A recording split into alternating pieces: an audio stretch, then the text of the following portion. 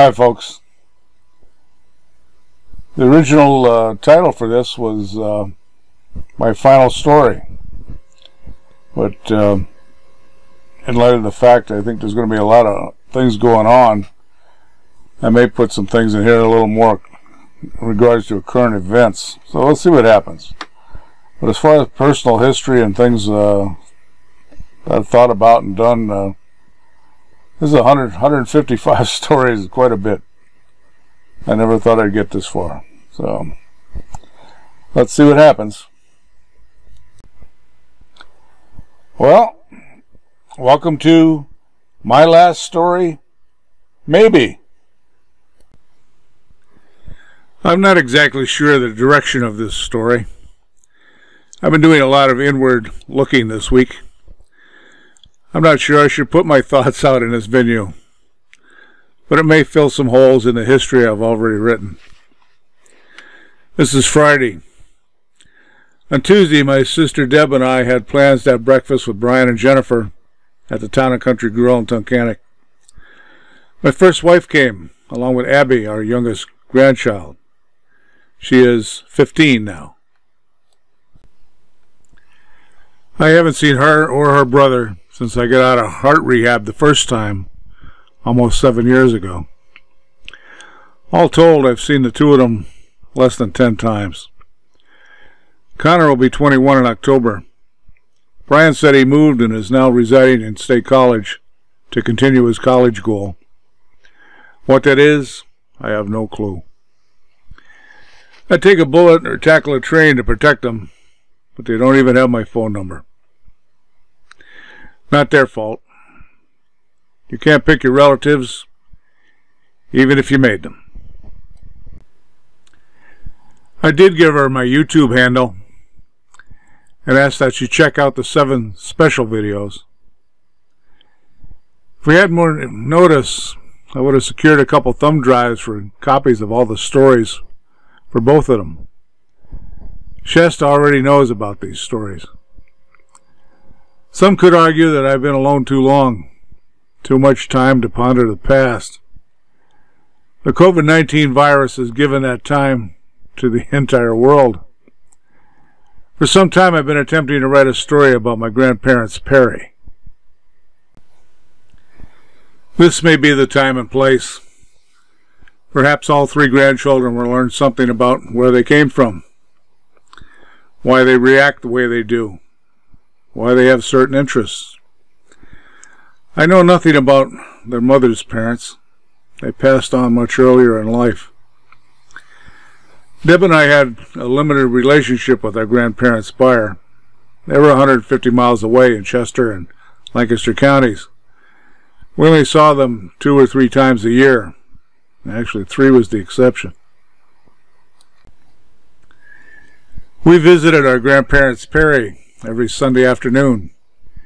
They lived in Scranton on Hermans Avenue. That 1 block avenue is between Parker Street and Dean Street, just 1 block east of North Main Avenue. The old house is still there. I may repeat some of what I wrote in a previous story, but it will bring a more complete picture of our childhood. One day as I was driving into the P&G parking lot, the Lord told me that now was the time for me to leave. I had wanted to quit for over 2 years, but he told me the time was not right.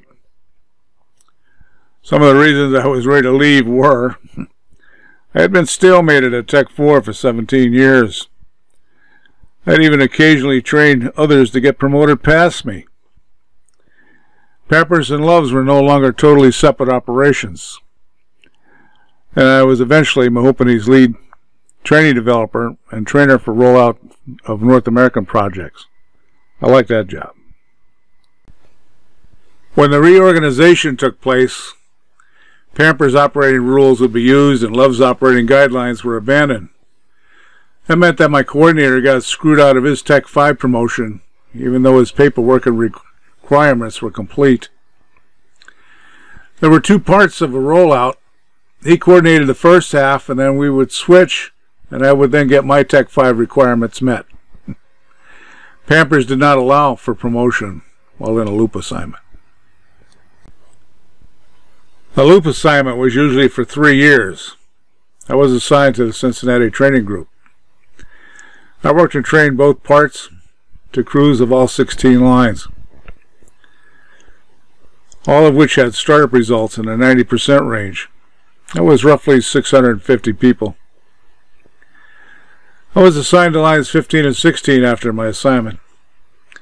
One day there was a resource list read in team meeting. There were 19 people on that team. 18 were declared resources. Guess who was not on the list? I trained all these people. A lot of old-timers like me who were drafted from Pampers to start up the Loves operation 15 years prior now had seniority over a lot of Pampers folks, and we were treated as a threat that came from Mars in regards to slots and promotions. I was in rotation for almost 3 years. That included case packing, hauling scrap, and bagging operation. All of these were normally new hire Tech 1, Tech 2 jobs. I learned from my Cincinnati contacts of a new job opening. A global training group was being created. If I got the job, I'd be working for the same management as on the last 2 major rollouts. I had become a trainer in every occupation I've encountered in my life. That included business administration, heavy equipment operation, heavy equipment mechanics, hunter and trapper education, law enforcement, mainly vehicle stops, searches, and related paperwork. Training seems to just be my niche in life. One day while case packing, the operations manager was walking past. He came over when I signaled and told him I was aware that Cincinnati was putting a trainer job opening out to the plants for the new global group. I asked if he was going to let me put in for it. He had a short memory. He told me I'd have to go to Cincy to get interviewed, etc. I reminded him I already had the job twice. Management had been watered down to a consensus by committee. People were taking early retirement, so the committee elected to not put the opening out to the floor. I could not put in for the job until the plant acknowledged it. I was in rotation 3 years. No one from any of the plants put in for the global job. The Lord told me that now was the time. I went in and requested 2 weeks vacation.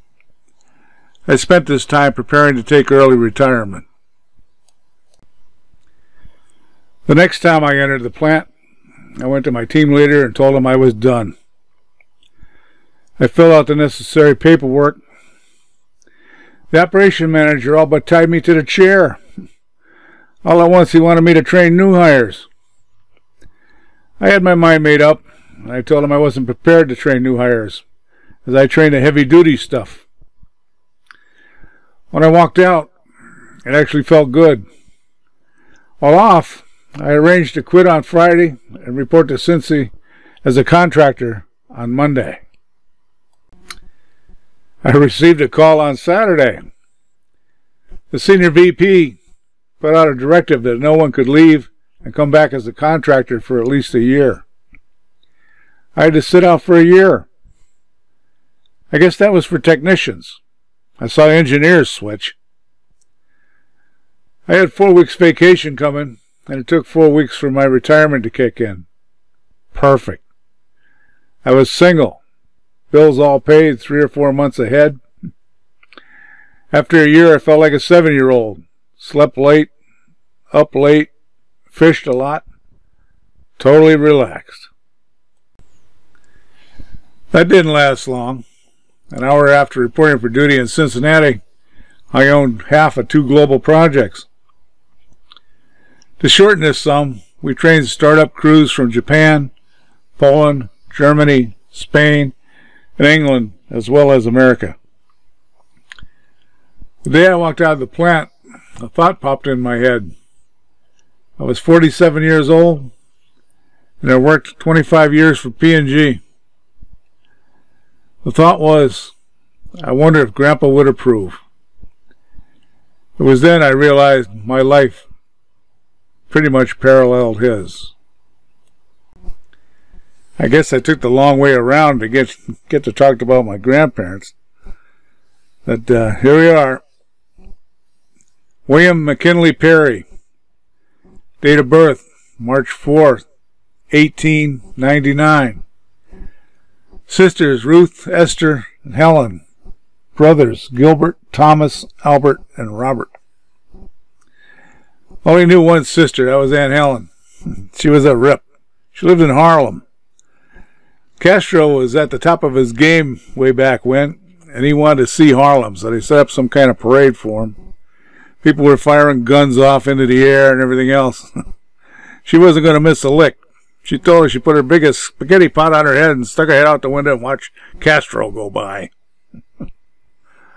Uncle Gilbert, Chief of Police of Scranton, 1910, thereabouts. Uncle Tom, entrepreneur, first one put in coin-operated laundromats in Scranton. Uncle Albert was an engineer of PennDOT, and Uncle Robert was a lieutenant in the Scranton Fire Department. Grandpa started working in the mines at 6 years old. He led mules pulling coal cars to the tipple at the colliery, where the coal was sized and separated into different railroad cars. The parallel was grouping bales for Mr. Thomas at 6 years old. My father and grandfather both told me to always do my best.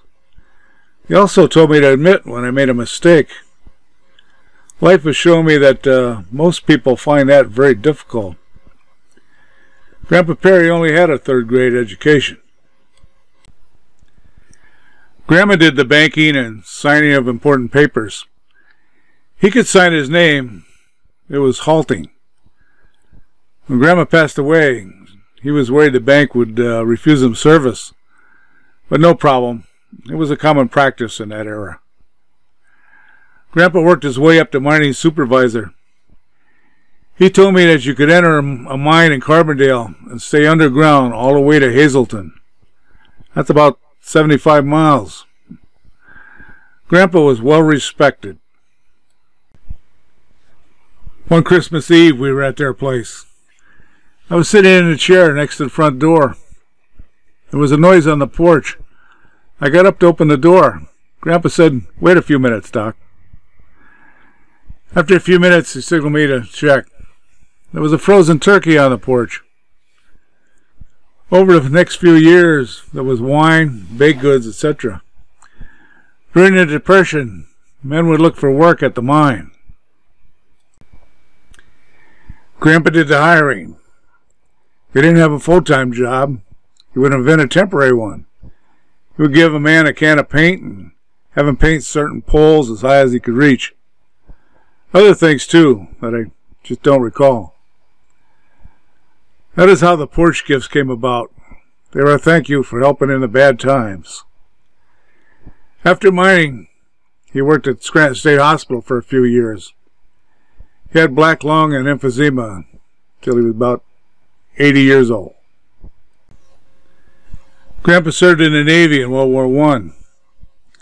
Made 11 supply runs to Europe across the North Atlantic and couldn't swim a lick. After the war and went out mining, he pitched for the Scranton Miners, our original semi-pro team. I missed the lazy days of laying crossways on the center boat seat, head on the seat cushions / preserver, and feet in the water, throwing a gob of worms and bobber and take a nice nap and get a great tan. Grandma, Ruth Lillian Reed Perry. Date of birth, January 11, 1901. Sister, Grace Franklin. Other siblings, unknown. Grandma was a homebody, as you can tell in the picture there. But her sister Grace, she worked at the Scranton School for the Deaf for about 50 years. She was totally opposite Grandma. And Grace was always dressed to the nines. Heels, mink stole, fox boa, Nice lady's hat with little feathers in it, and she had like the black lace veil in the front. She was something else. According to our mom, her grandparents Reed were married in West Virginia. He was an Englishman, and she was a Blackfoot squaw. They both passed away when Mom was about 9 years old. She didn't have a lot of information about her Blackfoot heritage. Grandma Perry would have grown up in the era where mixed race was really frowned upon. She would have been shunned by both sides. She was to never discuss it and passed as white. She never told me that, but as I learned, I understood why she said, "We don't talk about that." Having the utmost respect for her, I never asked again.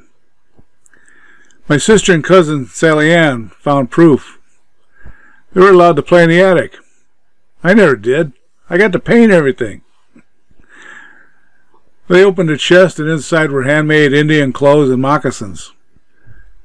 And of course, being little girls, they had to try them on and pretend.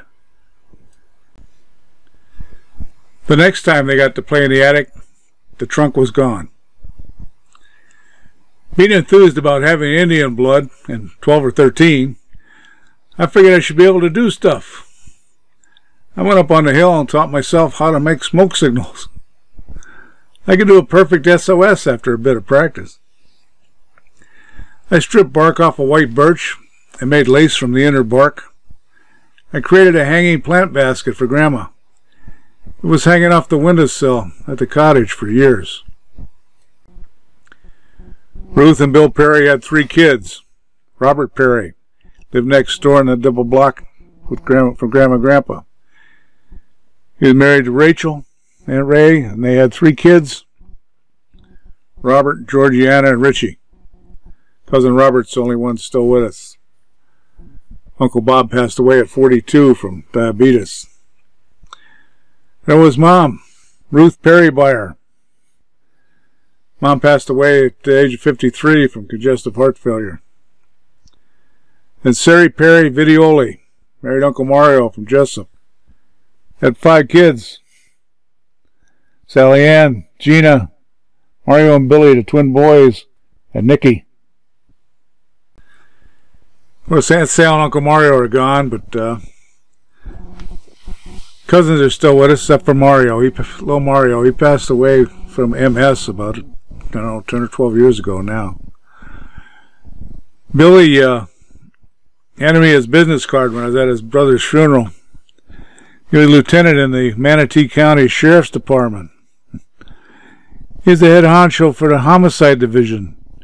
He had 32 homicide detectives work for him. That included all of the city of Tampa. And he told me it was my fault. He absorbed everything I told him about being an MP and being a game warden. And I guess he decided to take it up a notch. In a couple months, the United States will decide if we stay free or become a communist country. I cannot believe there are that many stupid people in this country trying to destroy it. With all the rioting in the many major cities and mayors, etc., holding back the police from stopping it, I think no matter which side wins the election, there will be a civil war. Time will tell. God help us all. Well, I say I'm up to 30 double-sided pages. I think that's plenty. I still have some good friends left, most of whom told me I should write a book. Well, I hope they enjoyed my stories and maybe pass them on. I also did this for Shasta, Connor, and Abby. I hope they have interest enough to listen to them and pass them on to their kids in the future. As always, I wish everyone all the best.